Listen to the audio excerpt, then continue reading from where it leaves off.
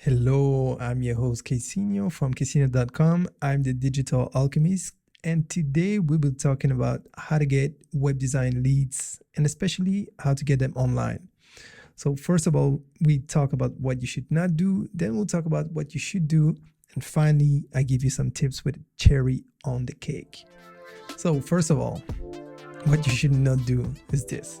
So, well, you should stop cold emails. I mean, there's a way to do cold emailing the right way, but I almost never see it. So I'm going to say don't do it, especially if you do it the wrong way. So let me give you an example. Just imagine that you're a professional and you sell some skincare products, okay? And just picture this strategy. So you walk into a bar and you see a woman, and obviously she's got a problem with her skin.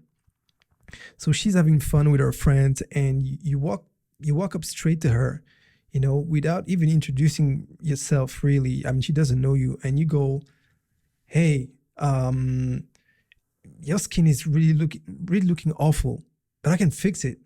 And then you show your products. Now, how do you think that person is going to react? I mean, just imagine if it was you. Would you appreciate that someone just comes and say, basically, yeah, you look awful, and I'm just going to offer my product, my miracle product, and you never seen me.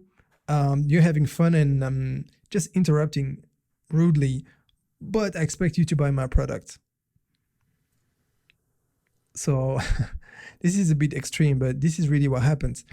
I get tons of emails from web design companies. So they go on my website, and for some reason, I know it's automated. So, well, except for some of the forms that I get, but most of those are automated. So I know they don't really know what I'm doing, but I'm a web designer. So why would I need web design services? Now, if they want to outsource, then I understand. They see, okay, that person is into web design and we want to outsource. So, yeah, they may be trying to sell their services, and I understand that. There's nothing wrong with that. But the way they do it, they go straight into, yeah, we offer those services, and those services were cheap as hell and basically work with us. Now, why would I work with them even if I wanted to outsource? Which most of the time is not the case, but even if I wanted to outsource, would I choose someone I trust, or would I choose someone who sent me a random email on the internet? I'll let you answer that question. And that brings me to my next point, still in the things you should not do. Do you want to look cheaper or just a cheapo? I mean, do you want to be cheaper or just a cheapo? And there's a big difference. There's nothing wrong in being cheaper if that's your strategy. This is not specifically one strategy that I'm pursuing, but I understand totally that some people want to follow that strategy. Now, I would not advise to do it in your market, because I mean it's an endless race to the bottom. But what I understand is that if you live in a country where the cost of life is cheaper compared to the United States, the UK, Europe, and other countries that are supposed, quote unquote, to be richer, then I understand, because you have a competitive advantage. So on your in your local market, the price will still be good and not cheap, but for other market, it would be cheaper. That can be a good thing if you follow the rest of the tips that I'm giving today, and not just me, it's all over the internet, all over YouTube. But the tips I'm going to share with you, if you apply all those tips and you have a competitive advantage, then yes, you can definitely get some business online and abroad. But most people, they don't do that. They just look like cheapos. If you don't know the difference, cheaper, you're just cheaper in relationship to something else. So you're cheaper. Being a cheapo, it means that most likely you're providing inferior quality, and that's why you're cheap, really cheap. And I get a ton of those mails or DMs, and people just, it's just like they're cheapos. They're telling me, okay, we're cheaper than the competition, and Sometimes, because most of the time it goes straight to my spam folder or to the trash. But sometimes, once in a while, I will go and check what what they do. And the thing is, if they don't look good, if there's no trust established, if they just provide cheap services and cheap pricing and their services look cheap, to me they're cheapos, and not just to me. Most people, even yourself, when you get an email, just look at um, how people show you what they do. You know, if they're cheaper but they provide great value, then it might spark your interest. It might tell you, yeah, this could be interesting. It's the same quality, but it's cheaper. Then, maybe something there. But if they're just cheapos, you'd be like, man, I wish they would just stop spamming me. So don't be a cheapo. That's the moral of the story. You can put it your competitive advantage for the pricing, but don't be a cheapo. So now let's talk about what you should do. Bring value. Now I repeat that all the time, and you're going to hear me saying that a lot. And these are not just words, because everybody talks about bringing value, especially here on YouTube. But most of the time, I remember before I started my channel, I was wondering, what is bringing value? And now it's become just words. Bring value. But what is value? So first of all, good content is king. Good content is king. You often hear content is king. Nope. I repeat, nope. Good content is king, because there's a ton of crap content, and don't tell me you enjoy that. You only enjoy good content that's going to help you to solve a problem. And we can see it on YouTube. Most people value the tutorials that I create. I have more views when I release a tutorial than when I create a video like this. And the funny thing is, I think there is actually more value in what you're watching right now than in the tutorials that I release. But I understand for people, they want a quick fix or they want something, and it does help. I'm not saying it doesn't help. It does help. But value can be subjective. So good content is king.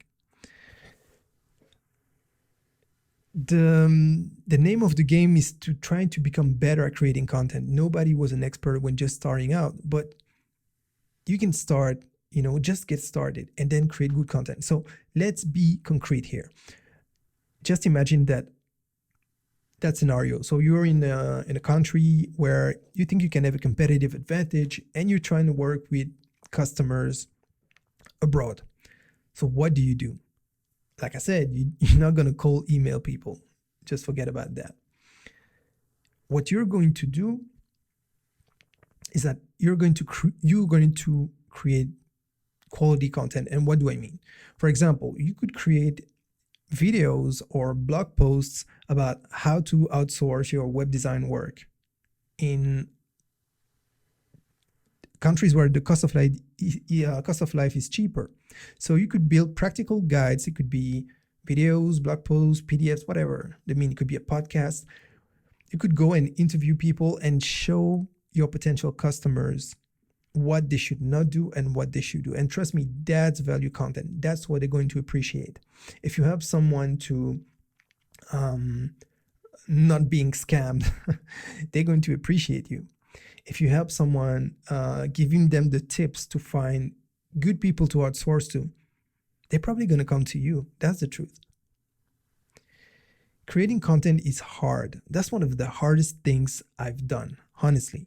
It's so tough because you need to show up, you need to build videos, or whatever medium you choose. But like I often say, most of my videos take me between 7 and 12 hours. But funnily enough, I think it was a couple of days ago, I released a video. It took me 4 hours and it got good traction. But most of the time, it takes me much longer than that. And then you work so hard, you provide value, and then someone in the comment comes to say, "Oh, I don't like when you put that funny voice. effect and they don't appreciate it. But you've been working for 7 or 8 hours for free, giving them value. So you have to deal with that. And that's what I'm saying. It's hard. It's not only hard because you need to create the content, because usually how does it work? You're going to think of what you want to talk about. Okay. But first you need to go and check that there's actually a chance for you to get ranked. And I'm talking about YouTube here, but it could be the same thing for blog posts. So you need to find a topic where you can rank. And then people are going to tell you, oh, you're just doing this for views or for, of course, of course you want views, because who would want to work 8 hours to get nobody seeing it? So 0 views. Let's be honest. I'm not even talking about content creators, just people on Instagram with their own private Instagram. They get depressed if nobody likes their picture. So just imagine when you're creating content and you're trying to really bring the most value you can, you're working so hard for completely free. Only recently started testing different type of content, but what I'm trying to tell you is that the more you create value content, but really content that you would like to consume when you were getting started, that's a good hint. People are going to appreciate that and you're going to get leads. I don't care where you live. You could be living in Korea, you could be living in India, you could be living in Italy. It doesn't matter. If you're a content creator and people start trusting you, you're going to get leads, because eventually people, they're looking for someone and they feel like they know you, they see your face, they hear your voice, and you bring them value for a consistent period of time. At one point, if they need someone, well, they may consider you, and you're going to get much more leads and natural leads than people who just doing cold emails. And your conversion rate also is going to go higher. So that is the first thing I would do. Create content. And like I said, it's hard, it's work, but it's worth it. So if you want to separate yourself from the pack, you need to work. And before I move on, we got some comments, Then Pragam Tiwari asked me, do you do value pricing? So that's interesting. Value pricing, and I'm assuming that you mean when you quote a project based on the value. So yes, you can do this, but I often see people doing it the wrong way. I see people with no experience, and then they're going to quote someone a huge amount, telling them, because they learned that in a cheap 5-minute video, telling them, yeah, you should do value pricing. Don't get me wrong, I'm not mocking anyone. Value pricing works, but when you do it the right way. So let me quickly answer this question, because it's a great question. If you have a track record, so let's say you've helped a customer sell 10 houses in less than a year. You have a case study, and we'll talk about it later, but you have a track record. So you can make your calculation. How much does he sell the house? How much does it cost to produce? What is the profit margin? Then when the next person comes that's, is selling houses and they want to hire you, you can say, okay, the last client we had, thanks to my work or our work, if you're in a company, he sold 10 houses. How much is 10 houses? What's the profit for you for 10 houses? And once you know that, then you can quote a percentage of that profit margin. But it also means that people are going to expect to sell 10 houses. What happens if they sell 2 houses in the end? If you are good enough in the contract, it's not going to have any incidence on what you earn. But morally, it's not good, because the client is going to feel like he's been ripped off, and he's going to voice his anger everywhere. And how will you feel knowing that you've packed money promising 10 houses and they only sold 2? So that's why it's tricky. I would definitely never say, okay, pay me this amount and you're going to send 10 houses. I would say there's no guarantee, but this is what happened with the last client, and the client before, it was that. And then you can sell value pricing. But the wrong way of doing it is when you're going to actually do that, but you have no record. You're just doing it because somebody told you you should only do value pricing. And to me, that doesn't work. That doesn't work. It brings more harm to your client and to you, to your reputation, than just quoting based on not per hour, but you can value the project saying, okay, now I've built 50 websites. I know that this type of website, 5 pages, is going to take minimum that amount of hours. Okay. And then you create a package, but I would always put in the contract the maximum number of hours that you would work on the project. Otherwise, you're going to go bankrupt or you're going to go crazy. And Pragam said, the best way for me at least has been meeting people in person. And that's true. That's true. I talk about it in other videos. Meeting people in person is completely different. Now, obviously, this stream is about the best way to find leads online. But in my other streams, my other videos, I often talk about being in business networks. So you don't have to, but if you want a industrial way of meeting people, that's the best way. Now, those are not cheap. You have to pay a membership, but it brings a consistent flow of leads. Or if you're just getting started, you don't have the funds or you don't want to spend money for those type of networks, you can look for the local chambers of commerce where you live. You know, each country is different. And then you should go to as many of those meetings. Have your business cards the whole way, meet people, because we're online people. So I have no problem meeting someone online, doing business with them. We use a webcam, and then it's okay. But some people, they still want to shake your hand. They want to see you. They want to feel, you know, if they can trust you. And you need to respect that. Not everybody is just strictly online. But also, even for people that are used to do stuff online, it's true that meeting someone face to face changes something. You get an instant feel. And the more you meet those people, the more they trust you. There's some people I've been meeting for more than a year or a couple of years. And at that time, they didn't need my services. But guess who they called the day they needed someone? They called me. So I completely agree with that. Okay, so next, another way to provide value is to help in groups. Now, there are many private groups and even forums. I know it sounds old school, but there are some great forums.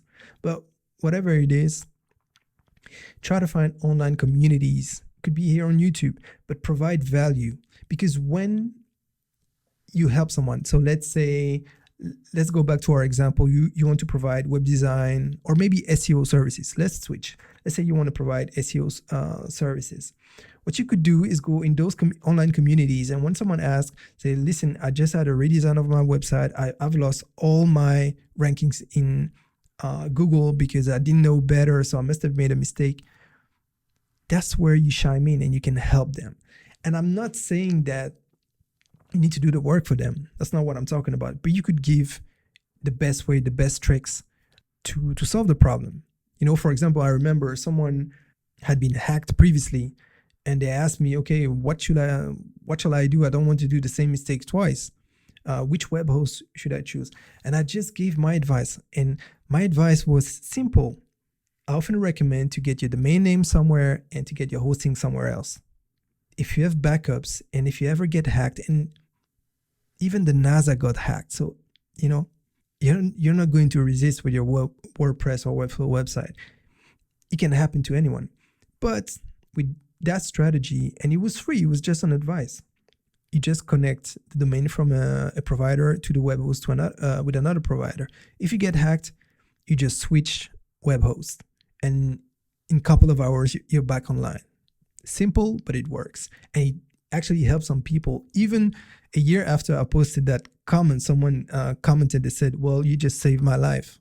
It's a way of saying things. I did not literally save his life, but one of his clients was hacked. So because he had followed that advice, the client was back up in a couple of hours. And I gave that advice because, you know, it's personal experience. And I've had some clients that experience that. So just to give you an example of what is providing value. Providing value is not just going to online community and liking all the posts and, just giving random advice that you don't even know about. Use your life experience. What can you help with? When you see an opportunity, help. Don't expect anything in return, just help. But you'd be surprised who's going to read those comments. And when people start trusting you, it doesn't matter where you live. It doesn't matter who you are. When people start trusting you, you get leads. Do you have any training network to connect? My best advice, really, because depending on where you live, is going to be completely different. Go to your local chamber of commerce and ask, what are the business groups in this area? And then most of those groups, you can go and check them for free, one time or a couple of times, sometimes 3 times, and get a feel for yourself. Meet the people, see the atmosphere. Do you picture yourself being in that group? And then at one point, you need to make a step of faith. Most of these groups, you have to pay some fees. So you have to invest in yourself. I keep repeating that in all my videos, but that's what I mean. Now, as I always say, if you have nothing, if you have zero to get started, you can create a first website. If you're a web designer, I'm not sure if all you guys are web designers, web developers, but even if you were an SEO guy or doing something else, you need a first win. And I've covered that in many videos. And don't forget, on my website, I have a free course. Actually, it's videos here on YouTube, but I've packed it into a course, and you can follow it for free on my website, where I take you from the initial idea to actually starting your business. And even if you already started your business, there are little nuggets of wisdom, I hope, that I share with you. I teach people how to get that first win, how to sell that first website, make a little bit of money that's going to fund the rest of your business. And I love stepstones. I love working like that. So, okay, so you're a creative director, Art. That's great. Well, what you need is partnerships, connections, and I don't know the state of your business, but if your business is doing okay, you have some funds to invest, I would definitely go into a business group. I mean, that's a completely different game. If you're just relying on search, you're gonna get a lot of cheapos, because guess what? A lot of people type cheap art creative director, cheap web designer, and I'm not saying looking for cheap stuff is bad. Don't get me wrong. I understand. I like to get some cheap stuff too, but I don't like to get some cheapos. I don't like that. So if you follow the first advices of this stream, and if you follow those tips and combine the tips together, that's powerful. That's really powerful. And this is not some theory. This is something that, I'm applying. It's through life experience. So the next point is to make smart partnerships. And I was just replying to your comment, Vinod. So this is exactly what I'm talking about. So once again, let's say that you'd like to work with clients in the United States, but you live in Congo or you live in Chile. I don't know where you live, but let's say that, or in India or Bangladesh, whatever. Especially if you live in a country where a lot of people spam the country, the target country you want to focus on, you might have a hard time just going through past that barrier first. So the smart thing to do is to make a partnership with someone local. It's always better, because at the end of the day, like I said, there are many potential customers. Maybe they would like to work with you, but they've been scammed before. They've been through that experience, and they don't want to. But maybe they trust you, but they're like, okay, but what if I have a problem? I need someone here. What do I do? So once again, you could go in online communities, private groups, web designers, creative directors, web developers group, and try to find someone. Let's say you want to work with the United States. Look for someone you can actually make a partnership with, saying, listen, I provide these services and my pricing is very competitive compared to what people quote in your country, for example. So you make a partnership with someone that's locally established, And it's good. It's a win-win-win situation because you're going to get some business. He or she's going to get some business also. And the customer is going to be happy. Because what happens oftentimes is that people that are in the United States, for example, they might look at other countries saying, okay, they come and they take our work. And also, how do you think they're going to feel about that? Whereas when you make partnerships, someone is getting business in the United States, you're getting business and the client is happy. So I think it's a good compromise. I know that I've talked to some people doing those strategic partnerships, and they get too much work at one point. They need to expand. So if you live in a country where the pricing is competitive and you have quality to the standards of the target country, I would definitely follow that path. Like I said, it's a win-win-win situation. You want to win, but you also want the target country to win also, and your end customer to win. I think it's a good ethical way of doing some work. And the last segment of the stream is make them want you. Now, what do I mean by that? First of all, you should have a gorgeous portfolio.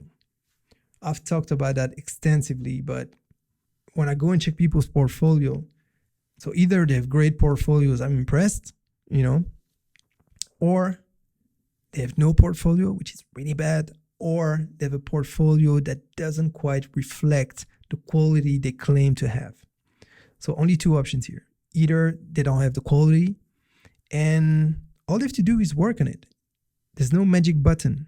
It's called work. But anybody can get better with work.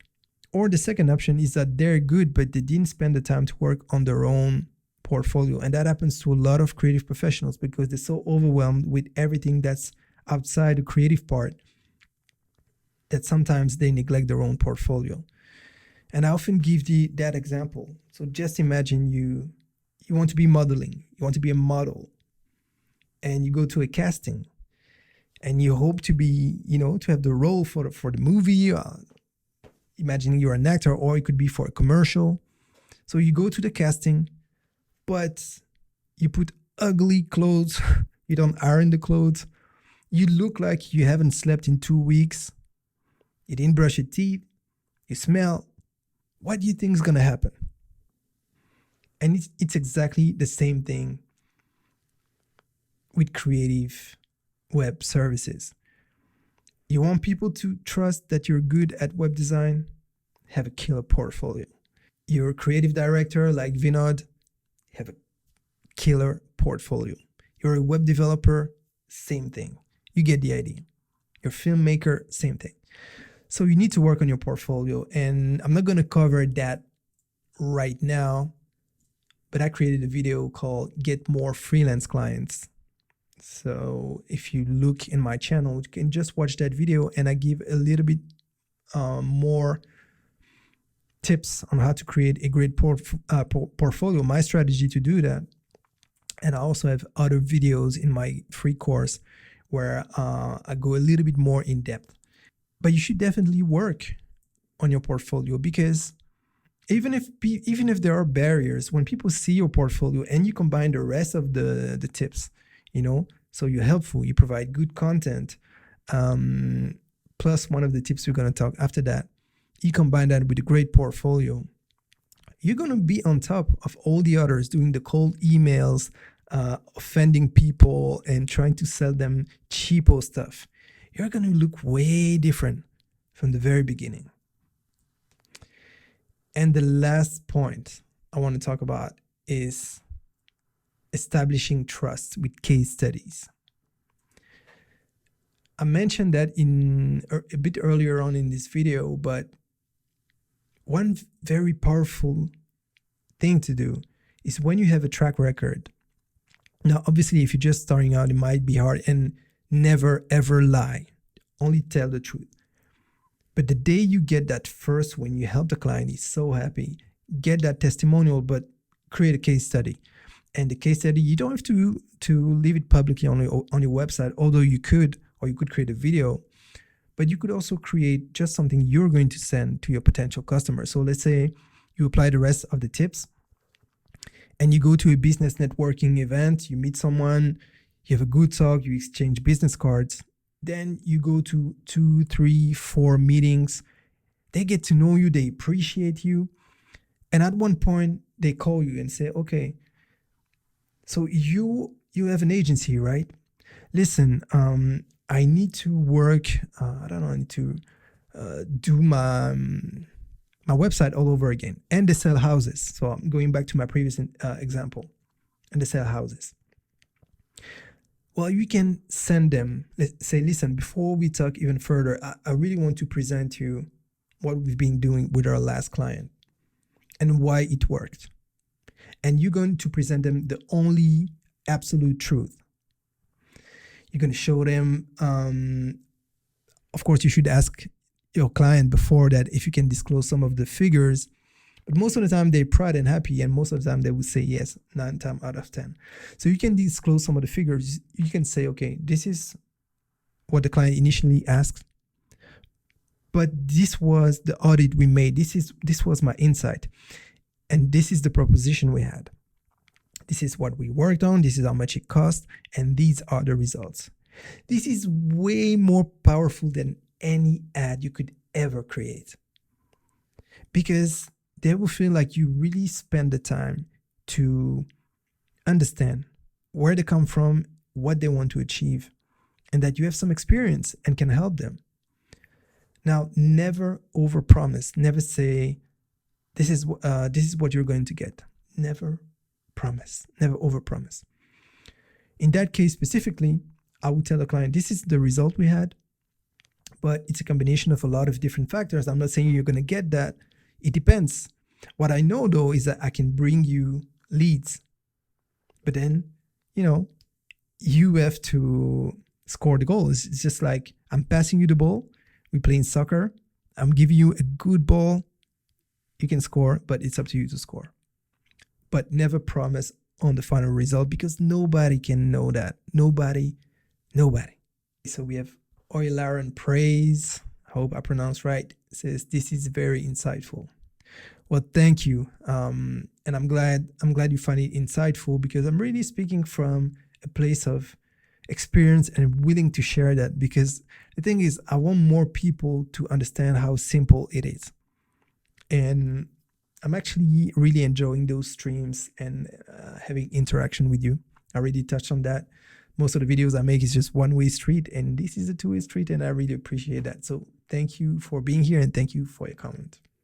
So like I said, establish trust and apply the rest of the tips that I shared today, and tell me how it works. I know it did wonders for many people, and I did not invent all of that. Most of this is good tips I got from people I trust and appreciate. I started applying the tips, and then I saw some results. And that's what I want to share with you today. This is my way of doing what I preach, bringing value.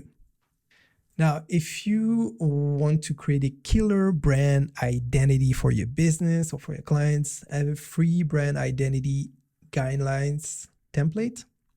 Yes, I said free. You can download it completely for free on my website. Initially, it was made to work with the Affinity Designer software, which is a software I talked about a lot on my channel. It's quite cheap compared to the Adobe suite, because it's just a one-off payment. I think it's $50, but this is one of the best investment I've made since I purchased that like 3 years ago. So if you're interested in downloading this free branding guide, just go to ksenia.com/branding and just follow the instruction on screen and enjoy, because I'm using it all the time. Now, I'm biased because I created it, but honestly, initially I created it because I needed that, because many clients don't have that. So I hope that you get value out of this session today. Thank you for your questions. I really like those interactions with you. And don't forget, because I have some people here watching from Facebook and some people watching from YouTube, I have a private group, and I will put the link in the community tab post. So make sure you subscribe to my channel on YouTube, especially if you want to know when I release new content and you want tips. I have some free course. Basically, I'm really trying to put my heart into this and bring more stuff as I keep on getting experience. Every week is different in when you're a creative professional, and that's the beauty of it. We have the best work in the world, in my opinion, but everybody says that. But I just so love what I do.